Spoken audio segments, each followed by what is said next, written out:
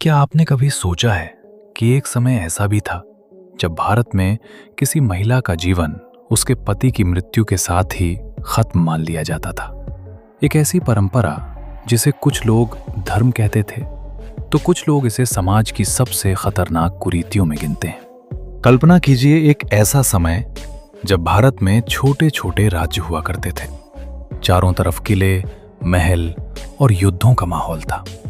समाज में परंपराएं इतनी मजबूत थीं कि लोग बिना सवाल किए उन्हें मानते थे।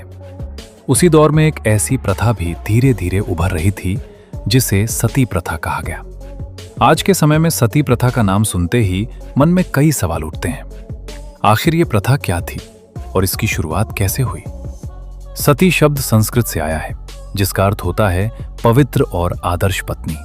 प्राचीन कथाओं में देवी सती का उल्लेख मिलता है जिन्होंने अपने आत्मसम्मान के लिए अग्नि में अपने प्राण त्याग दिए थे। समय के साथ इस कथा को अलग तरह से समझा जाने लगा। कुछ लोगों ने यह मानना शुरू कर दिया कि पत्नी का जीवन पूरी तरह पति के साथ जुड़ा हुआ है। हालांकि प्राचीन ग्रंथों में कहीं भी ये नहीं लिखा है कि पत्नी को पति की मृत्यु के बाद सती होना जरूरी है। ये प्रथा धीरे धीरे सामाजिक सोच और परंपराओं के कारण विकसित हुई। इतिहास में सती प्रथा के शुरुआती प्रमाण 4वीं से 7वीं शताब्दी के बीच देखने को मिलते हैं। उस समय ये प्रथा बहुत आम नहीं थी और केवल कुछ खास वर्गों तक सीमित थी। लेकिन मध्यकालीन भारत में जब लगातार युद्ध होने लगे तब समाज की सोच में बड़ा बदलाव आया। खासतौर पर राजपूत समाज में सम्मान और प्रतिष्ठा को बहुत महत्व दिया जाता था। जब कोई राजा या योद्धा युद्ध में मारा जाता था तो उसकी पत्नी पर समाज का दबाव बढ़ जाता था। धीरे धीरे ये मान्यता बनने लगी कि पति के बिना महिला का जीवन अधूरा है। इसी समय जौहर जैसी प्रथाएं भी सामने आईं, जिन्हें लोग कई बार सती से जोड़ देते हैं, लेकिन दोनों अलग थीं। जौहर युद्ध के समय महिलाओं द्वारा सामूहिक रूप से किया जाता था, जबकि सती पति की मृत्यु के बाद की घटना थी। समय के साथ कुछ जगहों पर सती होने वाली महिलाओं को देवी जैसा दर्जा दिया जाने लगा।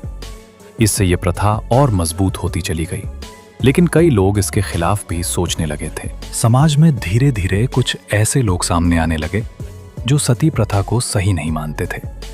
उनका मानना था कि किसी महिला का जीवन केवल उसके पति पर निर्भर नहीं होना चाहिए। इसी सोच के साथ एक महान समाज सुधारक सामने आए जिनका नाम था राजा राम मोहन राय।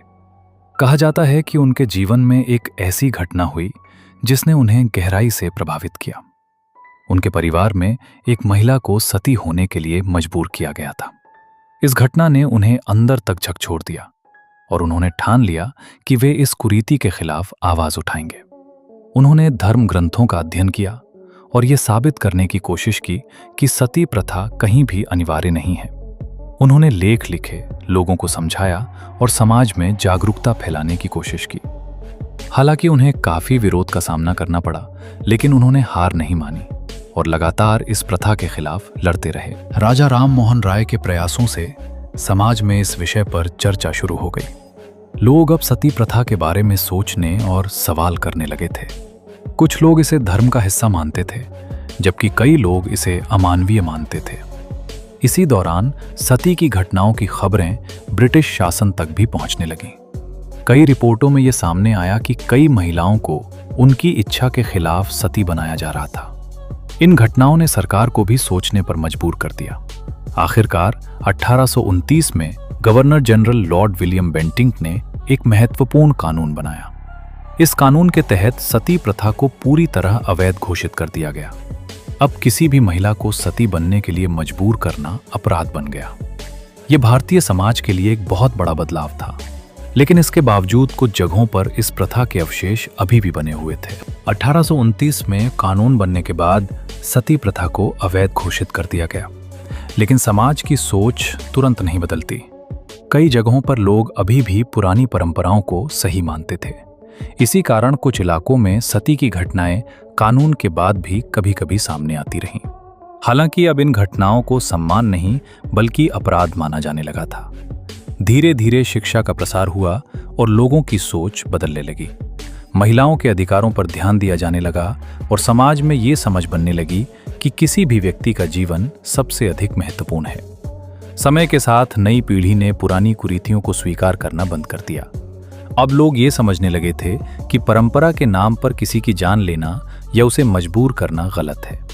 फिर भी इतिहास ने एक बार फिर देश को चौंका दिया जब कई सालों बाद एक ऐसी घटना सामने आई जिसने पूरे समाज को हिलाकर रख दिया। सन 1987 में राजस्थान के एक गांव में एक घटना हुई जिसने पूरे देश को झकझोर दिया। एक युवा महिला के सती होने की खबर फैलते ही हर तरफ चर्चा शुरू हो गई। लोगों ने सवाल उठाना शुरू किया कि क्या इतने सालों बाद भी ये प्रथा जिंदा है। इस घटना के बाद सरकार ने सख्त कदम उठाया। 1987 में सती निषेध अधिनियम बनाया गया, जिसमें सती करवाने के साथ साथ उसके महिमा मंडन को भी अपराध घोषित कर दिया गया। अब अगर कोई इस प्रथा को बढ़ावा देता है या किसी को इसके लिए उकसाता है तो उसे कड़ी सजा दी जा सकती है। इस कानून के बाद सती प्रथा पर पूरी तरह रोक लग गई। समाज में भी इस प्रथा के खिलाफ जागरूकता बढ़ी और लोगों की सोच में बड़ा बदलाव आया। आज का भारत पहले से काफी बदल चुका है, जहां महिलाओं को बराबरी का अधिकार दिया जाता है और उनके जीवन को पूरी तरह सम्मान के साथ देखा जाता है। आज का भारत उस समय से बिल्कुल अलग है जब सती प्रथा जैसी कुरीतियां समाज का हिस्सा थीं। अब महिलाएं हर क्षेत्र में आगे बढ़ रही हैं, चाहे वो शिक्षा हो, विज्ञान, सेना, खेल या राजनीति। समाज धीरे धीरे ये समझ चुका है कि किसी महिला की पहचान केवल उसके पति से नहीं होती, बल्कि वो अपने आप में एक स्वतंत्र और पूर्ण व्यक्ति है। सती प्रथा का इतिहास हमें ये भी दिखाता है कि समाज में बदलाव एक दिन में नहीं आता। इसके लिए समय लगता है, संघर्ष होता है और कुछ लोगों को आगे बढ़कर आवाज उठानी पड़ती है। अगर राजा राम मोहन राय जैसे लोग उस समय चुप रहते तो शायद ये प्रथा और लंबे समय तक चलती रहती। ये कहानी हमें ये सिखाती है कि हर परंपरा सही नहीं होती। कुछ परंपराएं ऐसी होती हैं जिन्हें समय के साथ बदलना जरूरी होता है। जब समाज सवाल पूछना शुरू करता है तभी असली बदलाव आता है। सती प्रथा की पूरी कहानी हमें एक गहरी सीख देती है। ये केवल एक प्रथा की शुरुआत और अंत की कहानी नहीं है, बल्कि ये इंसानियत, साहस और बदलाव की कहानी है। ये दिखाती है कि कैसे एक गलत परंपरा को सही मान लिया जाता है और फिर धीरे धीरे कुछ लोग उसे चुनौती देकर खत्म कर देते हैं। आज जब हम इस इतिहास को देखते हैं तो हमें यह समझ आता है कि किसी भी समाज की असली ताकत उसकी सोच में होती है। अगर सोच बदल जाए तो समाज खुद बदल जाता है। ये कहानी हमें यह भी याद दिलाती है कि हर इंसान का जीवन सबसे कीमती है। किसी भी परंपरा, विश्वास या दबाव के कारण किसी का जीवन खत्म नहीं होना चाहिए। और शायद यही कारण है कि सती प्रथा का अंत सिर्फ एक कानून से नहीं हुआ, बल्कि लोगों की सोच बदलने से हुआ। इतिहास हमें हमेशा यही सिखाता है, जब इंसानियत परंपराओं से ऊपर उठती है तभी असली प्रगति होती है।